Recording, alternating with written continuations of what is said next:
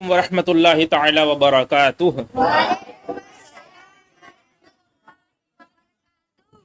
الحمد للہ رب العالمین والصلاة والسلام علی سید المرسلین اما بعد فاعوذ باللہ من الشیطان الرجیم بسم اللہ الرحمن الرحیم۔ واما من خاف مقام ربہ ونہى النفس عن الہوى فإن الجنة هي المأوى۔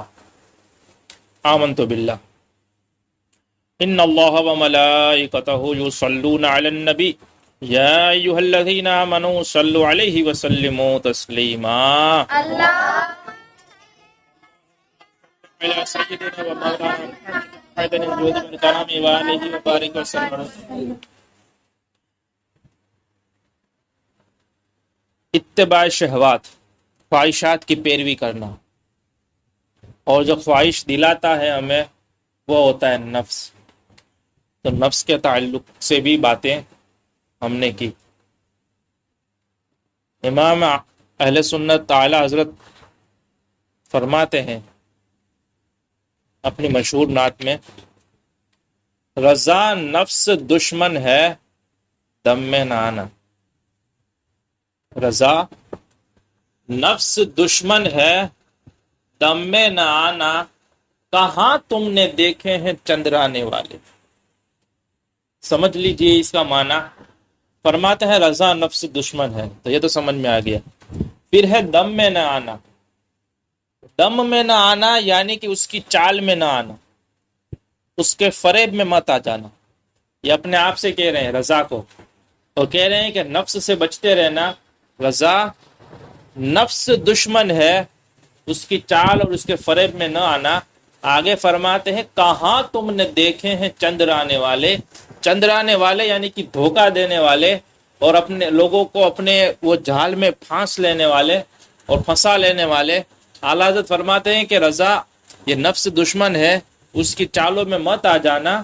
ابھی تم نے کہاں دیکھے ہیں کہ لوگ کیسے کیسے دھوکہ دیتے ہیں، یہ نفس کیسے کیسی چالیں چلتا ہے، تم نے کہاں دیکھے ہیں۔ اور نفس ہم کو سمجھا رہے ہیں، اور آدمی اپنے آپ سے اس طرح سے کہتا بھی ہے، تو کہتے ہیں کہ رضا یہ نفس تو دشمن ہے، اس کی چالوں میں اور اس کی جھال میں مت آ جانا۔ تم نے بھی دیکھے ہی کہاں ہے کہ وہ کس کس طرح سے لوگوں کو ٹھگتا ہے، اور کس کس طرح سے لوگوں کو برباد کرتا ہے، اور کیسے کیسے اس کے مکر و فریب ہوا کرتے۔ تو یہ ہے نفس۔ تو نفس کے تعلق سے تو بہت ساری باتیں ہو سکتی ہیں، کیونکہ نفس کو پہچاننا، یہاں تک کہ حدیث مبارکہ میں آیا ہے کہ من عرف نفسہ فقد عرف ربہ، کہ جس نے اپنے آپ کو پہچان لیا اس نے اپنے رب کو پہچان لیا۔ اب اس کا معنی بہت سارے ہوتے ہیں، لیکن یہ کہ اپنے آپ کو پہچاننا، اور پھر نفس کو بھی پھر پہچاننا ہوتا ہے کہ یہ نفس کیا ہے کیا نہیں ہے۔ ہمیں کوئی چیز کی خواہش ہوئی، کسی چیز کا من ہوا، تو یہ کیا ہے اور کیا نہیں ہے، یہ ساری چیزیں بھی ہمیں اگر کچھ سوچ سمجھ کر، بات یہی ہے کہ جو بھی ہمیں خیال آتا ہے، جو بھی وچار آتا ہے، جو بھی من ہوتا ہے، تو آدمی کو اس کے تعلق سے سوچنا اور سمجھنا چاہیے۔ اللہ جو فرماتا ہے کہ جو اپنے رب کے حضور، وَأَمَّا مَنْ خَافَ مَقَامَ رَبِّهِ، جو اپنے رب کے حضور کھڑے ہونے سے ڈر گیا، وَنَهَى النَّفْسَ عَنِ الْهَوَىٰ، اور اپنے نفس کو خواہشات سے روکے رکھا، فَإِنَّ الْجَنَّةَ هِيَ الْمَأْوَىٰ، اس کا بدلہ تو جنت ہی، اس کا بدلہ تو جنت ہی ہے، اس کا ٹھکانہ جنت ہی ہے۔ یہ بہت ہی ماوا یعنی کہ ٹھکانہ، اس کا ٹھکانہ جنت ہی ہے۔ تو ہمیں اس پر غور و فکر کرنا چاہیے۔ ایک تو ہے اللہ کے حضور کھڑے ہونے سے ڈرنا، تقوی، اور دوسرا کیا بیان کیا اس کے ساتھ؟ صرف یہ نہیں کہا کہ اپنے رب کے سامنے کھڑے ہونے سے ڈر رہا ہے، پھر فرمایا کہ خواہشات سے روک رہا ہے اپنے نفس کو، اپنے آپ کو بچا رہا ہے۔ آئی بات سمجھ میں؟ تو یہ وہ چیز ہوتی ہے۔ لہٰذا ہمیں جو کچھ بھی من تو ہوتا ہی رہتا ہے، اور یہ تو اس کی عادت ہے، وہ پیچھا نہیں چھوڑتا ہے۔ ایک واقعہ سماعت کرتے ہیں حضرت سیدنا خیر النساج رحمۃ اللہ علیہ کا۔ خیر النساج یعنی بہترین کپڑا بننے والا، کپڑے جو بناتے تھے، اب تو مشین سے ہوتا ہے، وہ جو بنانے والے اس کو نساج کہتے ہیں، تو ان کا لقب ہے خیر النساج۔ تو کسی نے پوچھا کہ کیا آپ کا کپڑا بننے کا کاروبار ہے؟ آپ کپڑا بنا کرتے تھے، آپ کا اس کا تجارت و پیشہ ہے، آپ کا اس کا بزنس ہے، آپ کو خیر النساج کیوں کہا جاتا ہے؟ تو بولے نہیں، میرا کپڑا بننے کا کاروبار تو نہیں، اور نہ ہی یہ میرا تجارت یا پیشہ ہے، لیکن ایک واقعہ اس کے ساتھ ہے۔ وہ کیسے ہے؟ وہ فرماتے ہیں کہ میں نے اپنے رب سے یہ عہد کیا تھا، اللہ سے، کہ اپنے نفس کی خواہش پر تازہ کھجوریں نہیں کھاؤں گا۔ دیکھو یہ اولیاء کرام خواہشات سے رکتے تھے، تو یہ کیا کیا خواہشیں ہوا کرتی تھی۔ یہ جو اچھا اچھا کھانے کا پینے کا وہ من ہوتا ہے نا، وہ بھی خواہشات میں آتا ہے۔ اچھا اچھا پہننے کا، اوڑھنے کا، بولنے کا، یہ بھی خواہش ہے۔ لوگوں کو بولنا ہوتا ہے، بڑ بڑ چالو ہوتا ہے ان کا، اور پھر طرح طرح کے جو بھی خواہش ہوتی ہے وہ ساری چیزیں اس میں آتی ہیں۔ کئی تو حرام ہوتی ہیں، کئی جائز ہوتی ہیں۔ اب دیکھیں کھجور، تازہ کھجور کھانا گناہ کا کام تو نہیں ہے، حرام کام تو نہیں ہے، لیکن یہ تقوی والوں کا ہوتا ہے کہ وہ مباح سے بھی اتنا بچتے ہیں، اور وہ ہر چیز میں دیکھتے ہیں کہ اس میں نفس کی خواہش شامل ہے کہ اللہ کی رضا شامل ہے۔ ورنہ آدمی اپنے نفس کے لیے سب کچھ کرتا ہے اور یہ سمجھتا ہے کہ میں اللہ کی رضا کے لیے کر رہا ہوں۔ وہ سمجھتا ہے کہ میں کس لیے کر رہا ہوں؟ اللہ کی رضا کے لیے کر رہا ہوں، اللہ خاطر کر رہا ہوں، اللہ خاطر کر رہا ہوں، لیکن اس کو وہ گہرائی معلوم نہیں ہوتی کہ یہ اللہ کی خاطر کچھ بھی نہیں ہوتا، وہ صرف نفس کے لیے ہی کر رہا ہوتا ہے۔ تو انہوں نے یہ عہد کیا کہ میں اپنے نفس کی خواہش پر کبھی تازہ کھجوریں نہیں کھاؤں گا۔ تو یہ فقیر نے عرض کیا تھا کہ شیطان کی خواہش اور نفس، شیطان جو خیال دیتا ہے وسوسہ، اس میں اور نفس کے وسوسوں میں فرق ایک تو یہ ہوتا ہے کہ شیطان اگر وسوسہ کوئی دیتا ہے نا، کوئی گناہ کا یا بھٹکانے کا، گمراہ کرنے کا، پھر اگر تم اسے ٹال دیتے ہو نا تو وہ دوسرا لاتا ہے، دوسرے کو ٹالتے ہو تو تیسرا لاتا ہے۔ جبکہ نفس سے ضدی ہے، اس نے اگر ایک خواہش کی، اب تم نے اس کو ٹالا تو یہ مانتا نہیں ہے۔ وہ واقعہ سنا نے کہ 1000 سال تک آگ میں جلایا، عذاب دیا، پھر بھی وہ اپنی بات کو نہیں سدھرا، نہیں وہ سدھرتا نہیں تھا۔ تو یہ اگرچہ سالوں کا سال گزر جائیں، آدمی ایک خواہش سے رکا رہتا ہے، لیکن یہ خطرہ ہر وقت رہتا ہے کہ کبھی بھی جیسے ہی تم نے ڈھیل چھوڑی وہ سوار ہو جاتا ہے اپنے اوپر۔ تو وہ ایک فرماتے ہیں کہ میں کافی عرصے تک، ابو بتاتے ہیں کہ میں خیر النساج مجھے کیوں کہا جاتا ہے، تو بولے ایک عرصے تک میں نے تازہ کھجوریں نہیں کھائی، بچا رہا، لیکن نفس تو مسلسل وہ مطالبہ کرتا ہی رہتا ہے۔ آپ کو جان کر حیرانی ہوگی، اللہ کے رسول صلی اللہ علیہ وسلم اور صحابہ کرام جہاد سے تشریف لائے۔ جہاد سمجھتے ہو نا، کفار اور مشرکین سے لڑنا ہوتا ہے۔ اب وہاں پہ جا کر کیا ہوگا؟ یا تو آدمی شہید ہو جائے گا کیونکہ جان کی بازی لگانی ہے، یا غازی ہو کر لوٹے گا، یا تو شہید ہو جائے گا، مر جائے گا، یا مار کر آئے گا۔ اب یہ سخت خطرناک جنگ ہوئی، جنگ سے جہاد سے واپس آئے، اللہ کے رسول صلی اللہ علیہ وسلم نے ارشاد فرمایا ہم چھوٹے جہاد سے بڑے جہاد کی طرف جا رہے ہیں۔ اور بڑا جہاد کیا ہے؟ اپنے نفس سے جہاد کرنا، اسے جہاد اکبر کہا گیا ہے۔ یعنی کفار و مشرکین سے آمنا سامنا لڑنا یہ آسان ہے کہ یا تو تم اسے مار ڈالو گے، جہنم میں پہنچا دو گے کفاروں کو، یا وہ تمہیں شہید کر دیں گے، تم جنت میں پہنچ جاؤ گے، بات ختم ہو گئی۔ لیکن یہ نفس کے ساتھ جو معاملہ ہوتا ہے نا، وہ ایک ایک منٹ بلکہ ایک ایک لمحہ اور ایک ایک پل اس کے ساتھ مسلسل مقابلہ رہتا ہے۔ اور اس میں کیا ہے، نہ تو آدمی شہید ہوتا ہے، نہ ہی مکمل غازی بن سکتا ہے، نہ تو نفس کو بالکل ختم کر سکتا ہے، نہ ہی خود مر جاتا ہے۔ اور اگر نفس کے ہاتھوں مر بھی گیا تو بھی شہید بھی نہیں ہوگا پھر۔ تو یہ ہوتا ہے جہاد اکبر۔ کیا بولتے ہیں اسے؟ کفاروں سے بھی لڑنے سے یہ سخت ہے کہ جہاد اکبر ہوتا ہے۔ تو فرماتے ہیں خیر النساج رحمۃ اللہ علیہ کہ اس طرح سے وہ نفس تو ڈیمانڈ کرتا رہا، مطالبہ کرتا رہا، آپ اس کو روکتے رہے، لیکن ایک وقت ایسا آیا کہ آپ مجبور ہو گئے۔ وہ 20 سال والا واقعہ نہیں سنایا تھا؟ اسی طرح بولے چلو اب کھا لیتے ہیں۔ لیکن عہد کس سے کیا تھا؟ وعدہ اللہ سے کیا تھا۔ اللہ سے فرمایا اللہ میں ابھی نفس کی خواہش کے لیے یہ کبھی نہیں کروں گا۔ تو فرماتے ہیں کہ میں نے کچھ کھجوریں خریدی اور کھانے کے لیے بیٹھ گیا۔ اب دیکھو اولیاء سب مراتب ہوتے ہیں، اب جو اللہ کا جتنا قریب ہوتا ہے نا تو اس کی اتنی بات پر بھی پکڑ ایسی ہی ہوتی ہے. اب وہ عہد اللہ سے کیا تھا کہ میں نہیں کھاؤں گا تازہ کھجور نفس کی خواہش پر، اور پھر بیٹھے. اب بولے ابھی تو میں لے کر بیٹھا ہی تھا اور ایک ہی کھجور کھائی تھی تو ایک شخص آیا میرے کو گھور کے دیکھنے لگا، اور یوں گھور کے دیکھ رہا ہے میرے کو ایسے ہی ہوں. اب میں تو پہچانتا نہیں تھا، میں نے کہا کیا ہو گیا تیرے، کیا ہو؟ تو بڑے بڑے آواز سے بولنے لگا، بولے یہ تو میرا بھاگا ہوا غلام ہے، یہ تو میرا غلام ہے، بھاگا ہوا غلام ہے. بولے بھائی کون سا غلام، کون سا کا؟ میرے کو سیدھا ہے کہ بھاگا ہوا غلام. تو اب یہ بولنے لگا یہ تو میرا بھاگا ہوا غلام ہے. اب وہ لوگ آس پاس آنے لگے، اس کو دیکھنے لگے، سب بولنے لگے ہاں کہ وہ تیرا بھاگا ہوا غلام ہے.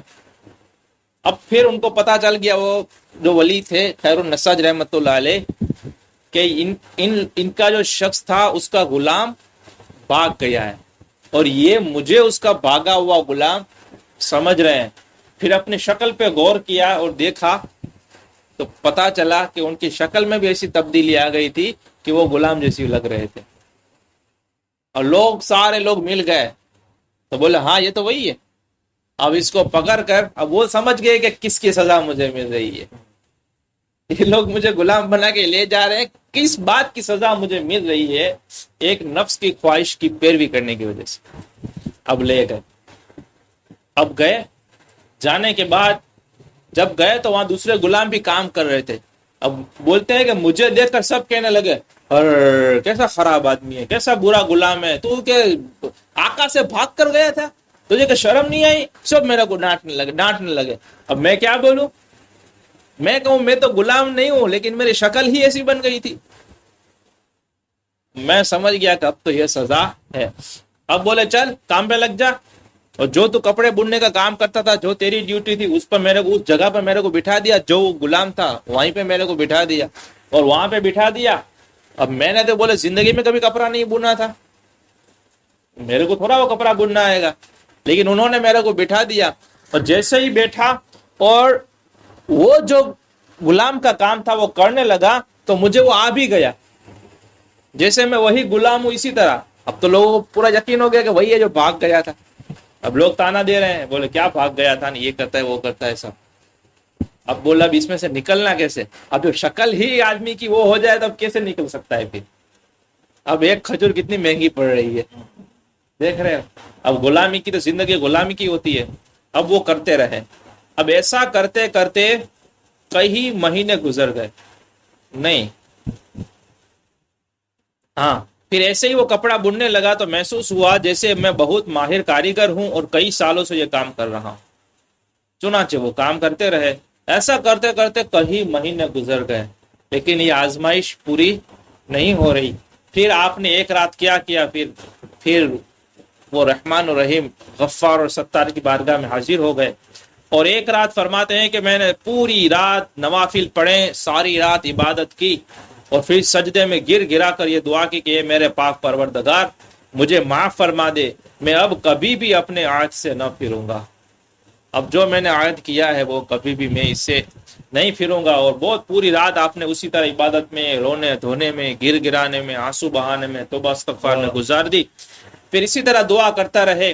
جب صبح ہوئی تو دیکھا کہ میں اپنی اصل شکل میں آ گیا.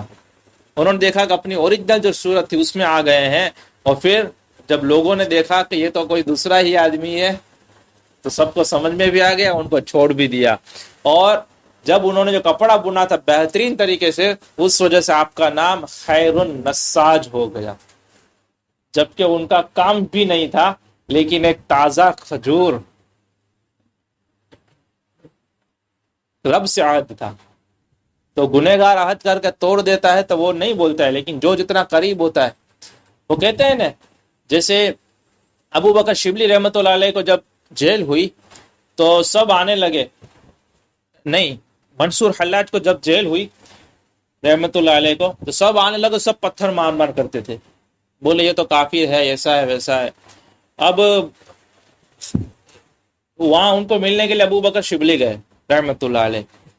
تو سب پتھر مار رہے ہیں منصور حلاج کو، وہ کوئی بھی کچھ بھی جواب نہیں دے رہے، کچھ بھی نہیں دیکھ رہے.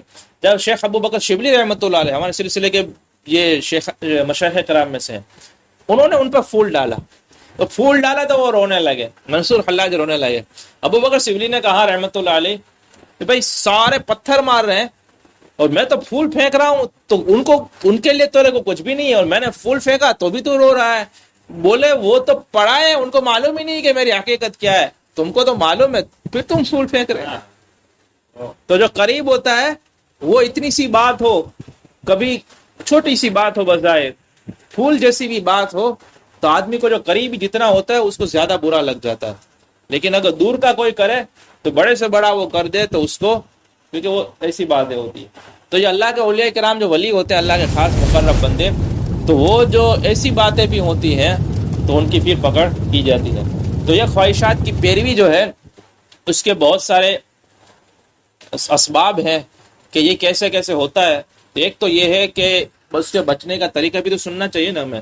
تو بچنے کا طریقہ ایک تو یہ ہے کہ نیک لوگوں کی صحبت اختیار کیجیے. نیک لوگوں سے مراد کہ جس کو یہ ساری باتوں میں سمجھ پڑتی ہو. نیک سے مراد یہ نہیں ہے کہ صرف نمازیں پڑھ لیتا ہے، داڑھی رکھ لیتا ہے، لیکن علم باطن میں کچھ خبر نہیں پڑتی. جس کو علم باطن میں سمجھ پڑتی ہو اس کے ساتھ رہنے سے یہ ہوتا ہے. ایک ہے فضول خرچی کی عادت. آپ کہیں، میں نے کئی لوگوں کے منہ سے سنا ہے کہ پورے کے پورے فضول خرچی میں ڈوبے ہوئے ہوتے ہیں اور منہ سے بولتے ہیں کہ آپ نے کوئی فضول خرچی نہیں کرتا. اسے پتہ ہی نہیں ہوتا کہ فضول خرچی کہتے کس کو ہے. اور یہ جو خواہشات کی پیروی ہوتے ہیں نا، کوئی بھی چیز اچھی لگی خرید لی، کوئی بھی چیز من ہوا اس کو پرچیز کر لیا، اس کو بائنگ کر لیا، یہاں سے اس کی شروعات ہوتی ہے. اس کے لیے ایک اصول یہ اپنایا جائے کہ اگر کوئی چیز جس کی ضرورت نہ ہو، اگر مفت میں بھی ملے تو بھی نہیں لینی چاہیے. آئی بات سمجھ میں؟ کئی چیز ہوتی ہے 500 روپے کے بازار میں ملتی ہے. اب کبھی کوئی ایسی اسکیم آ جاتی ہے، کبھی کوئی ایسی ماحول بن جاتا ہے، یا کبھی کوئی ایسا موقع مل جاتا ہے کہ وہ 500 کی چیز 100 میں مل رہی ہوتی ہے. اب یہ خرید لیتا ہے، اس کو ضرورت نہیں ہوتی، لیکن کہتے ہیں کہ 500 کی چیز 100 میں ملے، اتنا کچھ فائدہ ہو رہا ہے. ارے بھائی مفت بھلے ملے، ضرورت نہیں تو کیوں لے رہے ہو؟ تو اس سے کیا ہوتا ہے کہ انسان کی زندگی ضرورتوں تک رہ جاتی ہے. اب ضرورت پوری کرنے میں ہی اگر وہ دھیان دیتا ہے تو پھر خواہشات کی طرف اس کا نہیں بڑھتا ہے. ورنہ نفس کا کیا حال ہے کہ وہ خواہشات دیتا ہے، ایک پوری کرتے ہیں دوسری دیتا ہے، دوسری پوری کرتے تیسری دیتا ہے. لیکن اگر اس کو ہم نے ضرورت پر ہی دبا کر رکھ لیا تو آئی بات سمجھ میں؟ تو یہ چیزیں ہوتی ہیں. تو یہ جو صحبت ہے، اچھے لوگوں کی صحبت ہے، پھر یہ ضرورتوں والی باتیں ہیں، پھر اسی طرح فضول خرچی کی عادت سے بچنے کا جو طریقہ ہے، اسی طرح علم حاصل کرنا ہے. پھر اس کے جو نقصانات ہیں کہ اگر خواہشات کی پیروی کرتے رہیں تو آدمی کہاں سے کہاں پہنچ جائے گا، اور اگر نفس کو خواہشات سے روکتے رہیں تو اس کا کتنا فائدہ ہے. کہ جیسے اعلیٰ حضرت یہ بھی فرماتے ہیں کہ حد کے ظالم، ستم کے کٹر، پتھر شرمائے تیرے جی سے. اعلیٰ حضرت امام احمد جب مجدد ہے نا، مجدد وہ ہوتا ہے کہ اپنے صدی میں تمام علماء اور اولیاء، جتنے بھی اولیاء کرام ہوتے ہیں اس کا بھی وہ سردار ہوتا ہے. مجدد اولیاء کرام کا بھی وہ سردار ہوا کرتا ہے. مکتوبات امام ربانی رحمۃ اللہ علیہ نے بھی یہ فرمایا ہے. تو یہ مجدد ہونے کے بعد یہ ہدایت کے بخشش میں جو ناشریف وغیرہ پڑھتے ہیں اس میں یہ ایک قصیدہ یہ بھی ہے، اللہ اور اس کے رسول سے فریاد کر رہے ہیں. اعلیٰ حضرت اللہ اور اس کے رسول کی بارگاہ میں استغاثہ پیش کر رہے ہیں. کیا کر رہے ہیں خبر ہے؟ اللہ